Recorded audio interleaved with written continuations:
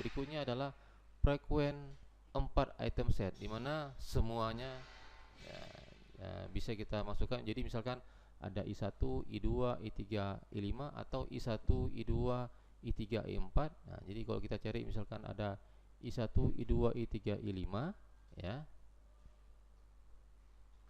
Perhatikan I1, I2, I3, I5.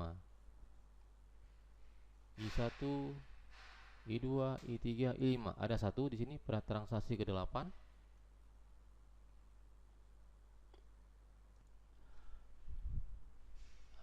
Berikutnya ya, kita menjadi frekuensi 4 item set, di mana misalkan anggotanya adalah I1, I2, I3, I5. Jadi kalau kita perhatikan ya, anggota dari item set I1, I2, I3, I5 misalkan adalah I1, I2, I2, I3, I5. Dia bukan frekuen. Coba kita perhatikan pada frekuen 3 item set I2, I3, I5. I2, I3, I5. Di sini tidak ada frekuen 3 item set itu ada masuk dari I3, I2, I3, I5. Nah, yang ada adalah I1, I2, I3 dan I1, I2, I5. Dengan demikian ini himpunan kosong. Jadi tidak ada item di sini. Jadi support core-nya tidak ada. Dengan demikian algoritma kita sudah selesai.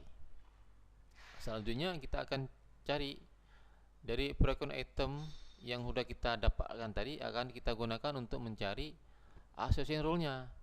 Yaitu association rule-nya itu kita harus yang kita dapat tadi harus memenuhi dari minimum support tadi 2 dan minimum confidence tadi 70%.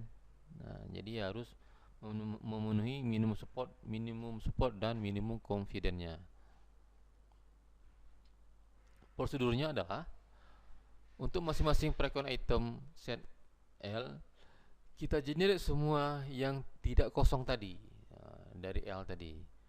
Kemudian untuk setiap himpunan bagian yang tidak kosong ya, S dari L tadi dengan outputnya seperti ini aturannya. S misalkan S, maka ada L dan S. Nah, jika dia memenuhi support con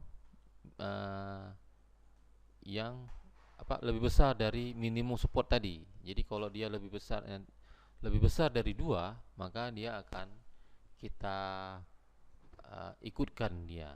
Juga dia harus memenuhi dari minimum support tadi. Dalam hal ini minimum confidence-nya. Dalam hal ini minimum confidence-nya adalah 70%. Contoh misalkan ini adalah frekuensi item set, frekuensi 3 item set. Jadi I1, I2, I5. Di mana setiap item ini adalah bukan bilangan yang kosong. Jadi I1 ada nilainya tadi, I1, I2, I5 ada nilainya, di mana I1, I2, I5 ada nilainya 6, 2, I1, I2, I5 6, 7 dan 2 ya. Kemudian untuk I1, I5 ya, I1, I5 ada nilainya, I1, I5, I1, I5 ada 2 di sini, dan seterusnya sampai I1, I2, I5 tadi, I1, I2, I5, I1, I2, I5, I1, I2, I5 ada nilainya. Jadi ini bukanlah subset himpunan yang kosong. Nah, kemudian kita cari association rule-nya.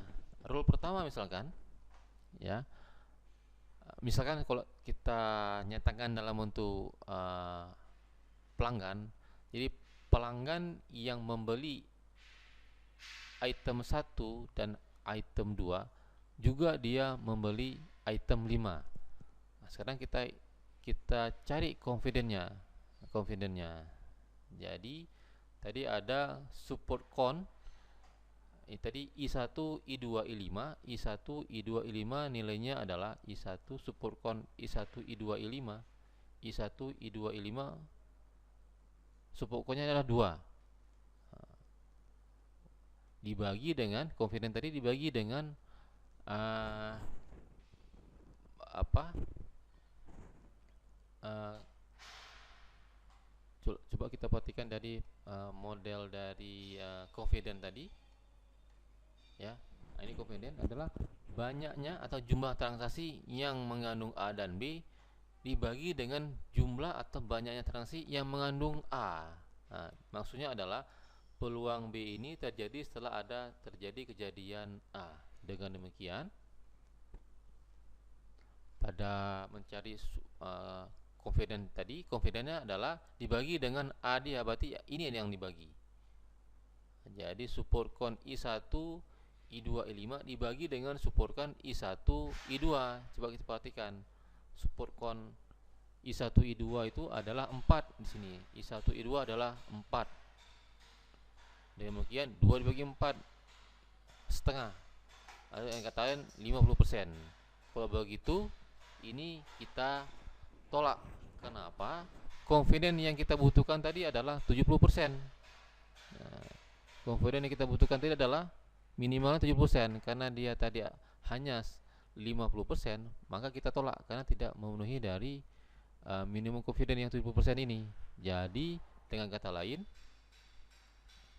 pelanggan yang membeli I1 dan I2 ya, apakah dia juga membeli I5? Nah, dengan confident ini kita tolak karena dia 50%. Jadi ini kita tolak.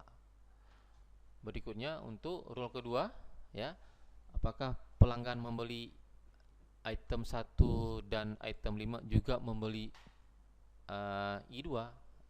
Nah, sekarang kita cari support con untuk I1, I2, I5 ya, dibagi dengan support con yang ini I1 dan I5. Jadi kalau kita lihat support con yang I1 I2 itu adalah 2, support con I1 I5 kita kembali I1 I5 adalah 2. Dengan demikian 2 bagi 2 adalah 1 atau 100%. Dengan demikian ini adalah lebih besar dari minimum confident yang kita tentukan tadi. Kalau begitu ini kita terima, jadi kita pilih.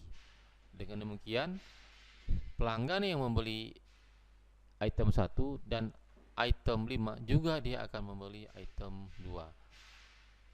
Demikian juga seterusnya ya untuk rule ketiga. Nah, dengan demikian kan karena kita memperoleh ada 3 rule yang kuat, maka ada 3 strong association rule. Jadi salah satu ketiga itu adalah R2, R3 dan R6, di mana masing-masing itu adalah kalau pelanggan membeli item 1 dan item 5 juga akan membeli item 2. Demikian juga untuk pelanggan yang membeli item 2 dan item 5 juga akan membeli item 1. Terakhir ya untuk rule 6 ya, pelanggan ya yang membeli item 5 juga akan membeli 2 item yang lainnya. Nah, jadi kombinasi ini adalah banyak kombinasi yang dari ini contoh untuk item I1, I2, I5 saja. Jadi ada berapa kombinasinya.